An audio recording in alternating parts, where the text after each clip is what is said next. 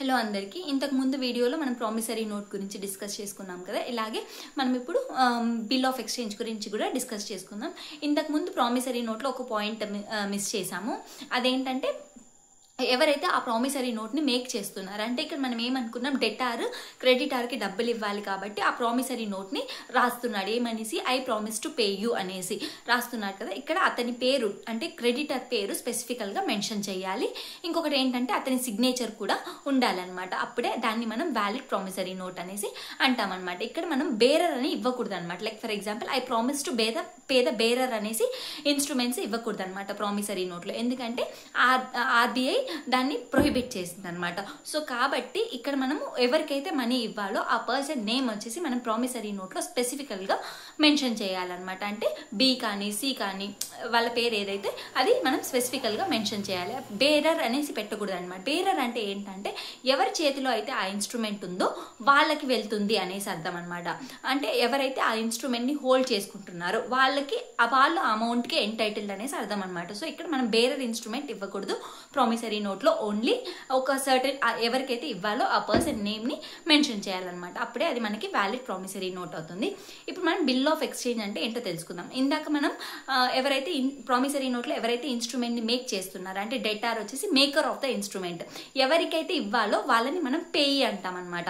అంటే ఎవరైతే ఆ అమౌంట్కి ఎంటైటిల్డో వాళ్ళ వచ్చేసి పేయి అనమాట, వాళ్ళ పేరు వచ్చేసి. సో అక్కడ మనకి 2 పార్టీస్ ఉన్నారు, మేకర్, పేయి.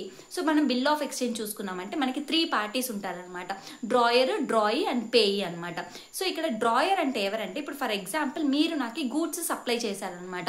ఆ గూడ్స్ సప్లై చేసిన దానికి కాను నేను మీకు అమౌంట్ ఇవ్వాలన్నమాట.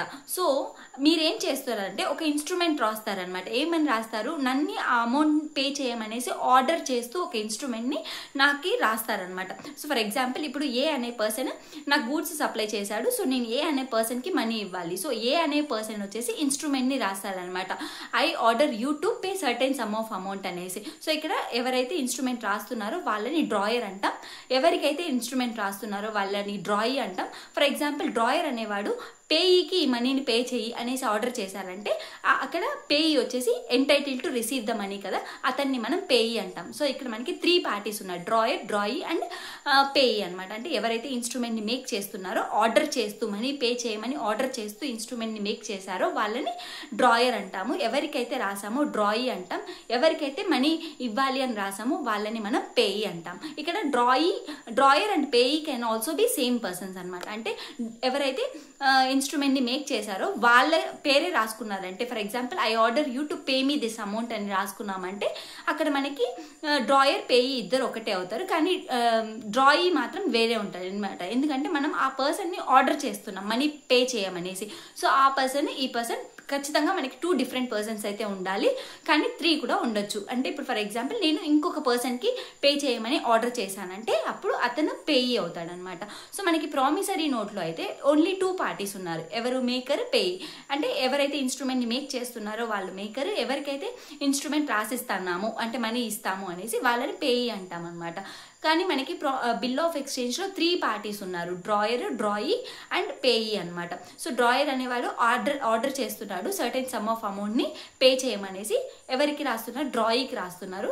ఎవరికైతే పే చేయమంటున్నామో వాళ్ళని మనం పేయి అంటాం అనమాట. సో ఇదండి మనకి main difference between promissory note and bill of exchange. ఇక్కడ ఎవరైతే లయబుల్ ఉన్నారో వాళ్ళే ఇన్స్ట్రుమెంట్ని మేక్ చేస్తున్నారు. ఏమని మేక్ చేస్తున్నారు, ఒక అండర్టేకింగ్ తీసుకుంటున్నారు, నేను మీకు ప్రామిస్ చేస్తున్నాను ఈ అమౌంట్ని పే చేస్తున్నాను అనేసి. సో ఇక్కడ అండర్టేకింగ్ ఉందన్నమాట ప్రామిసరీ నోట్లో. కానీ బిల్ ఆఫ్ ఎక్స్చేంజ్లో ఎవరైతే మనీ ఇవ్వాలో వాళ్ళకి మనం ఆర్డర్ వేస్తున్నాం మనీ పే చేయండి అనేసి. సో ఇక్కడ మనకి ఆర్డర్ పాస్ చేస్తున్నాం అనమాట. ఎవరు, డ్రాయర్ అనేవాడు డ్రాయికి ఇన్స్ట్రుమెంట్ మేక్ చేసి ఇస్తున్నాడు అనమాట, ఆర్డర్ చేస్తున్నాడు అనమాట మనీని పే చేయమని. ఏదో డ్రాయర్కే పే చేయమని ఆర్డర్ చేస్తున్నారు, లేకపోతే పేయి కన్నా పే చేయమనేసి ఆర్డర్ చేస్తున్నాడు అనమాట. ఇదండి మనకి main difference between bill of exchange and promissory note. So bill of exchange చెక్కి డిఫరెన్స్ చూసుకున్నారంటే ఇప్పుడు చెక్లో ఏంటంటే మనం ఆర్డర్ చేస్తున్నాం కదా మనీని పే చేయమనేసి, ఆ ఆర్డర్ ఆల్వేస్ బ్యాంకర్ అయి ఉంటాడనమాట చెక్కులో. కాబట్టి మనము ఎవరికైతే ఆర్డర్ చేస్తున్నామో మనీ పే చేయమనేసి అక్కడ ఇక్కడ డ్రాయీ అనేవాడు ఎప్పుడు బ్యాంకర్ అవుతాడనమాట. సో అదండి మనకి main difference between bill of exchange and cheque. అంటే ఇప్పుడు నేను చెక్ రాస్తున్నాను, నాకు బ్యాంక్ అకౌంట్ ఇప్పుడు ఎస్బీఐలో ఉందండి, నేను ఎస్బీఐ బ్యాంక్కి ఒక చెక్ డ్రా చేస్తున్నాను అనమాట, ఆర్డర్ చేస్తున్నాను ఆ బ్యాంకర్ని సర్టెన్ సమ్ ఆఫ్ అమౌంట్ని పేయికి ఇవ్వమనేసి డ్రా చేస్తున్నాను అనమాట. ఇదండి మనకి చెక్ అంటే.